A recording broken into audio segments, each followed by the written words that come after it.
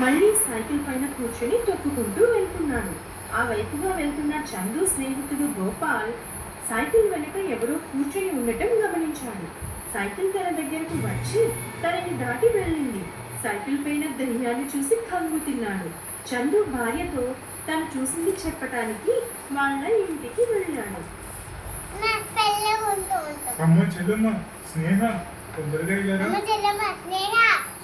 ఏంటన్నయ్య ఇలా వచ్చారు?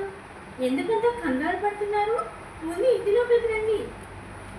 స్నేహ, చందుగారి సైకిల్ పైన దయ్యాన్ని చూశానమ్మా. ఒక్కసారిగా గుండెలిపోయి పరిగెత్తుకుంటూ నీ దగ్గరికి వచ్చాను.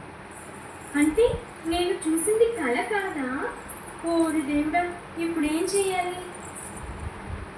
అంటే నువ్వు కూడా దయ్యాన్ని చూసావా?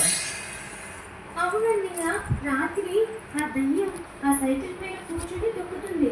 ఆయనకి చెప్పాలని చూశాను కానీ ఆయన నా మాట నమ్మలేదు. ఇప్పుడు ఏం చేయాలన్నయ్య?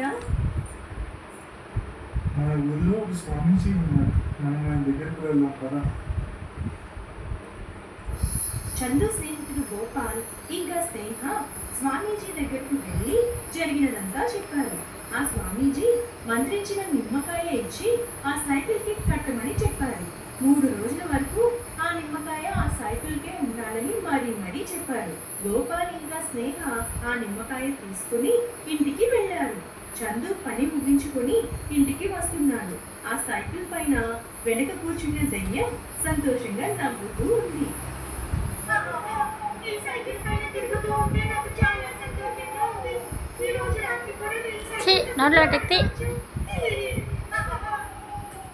చందు ఇంటికి వచ్చి సైకిల్ పక్కన పెట్టి ఇంటి లోపలికి వెళ్ళాడు. గోపాల్ ఇంకా స్నేహ జరిగినదంతా చందుకి వివరించారు. సైకిల్ తొక్కుతూ తిరగడం చూసిన చందు చాలా భయపడ్డాడు. ఇప్పటిదాకా నేను దయ్యాన్ని ఊరంతా తిప్పానా, అందుకే సైకిల్ అంత బరువుగా ఉంది. గోపాల్ గట్టిగా మాట్లాడుతూ బయటకు వచ్చాడు. సైకిల్ దాని స్థానంలో అది ఉంది. వెంటనే గోపాల్ సైకిల్ కి స్వామీజీ ఇచ్చిన నిమ్మకాయ కట్టి తిరిగి ఇంటి లోపలికి వెళ్ళాడు. ఆ దయ్యం మళ్ళీ సైకిల్ పైన ఆడుకోవడానికి వచ్చింది. కానీ ఆ సైకిల్ కి ఉన్న నిమ్మకాయ శక్తి వల్ల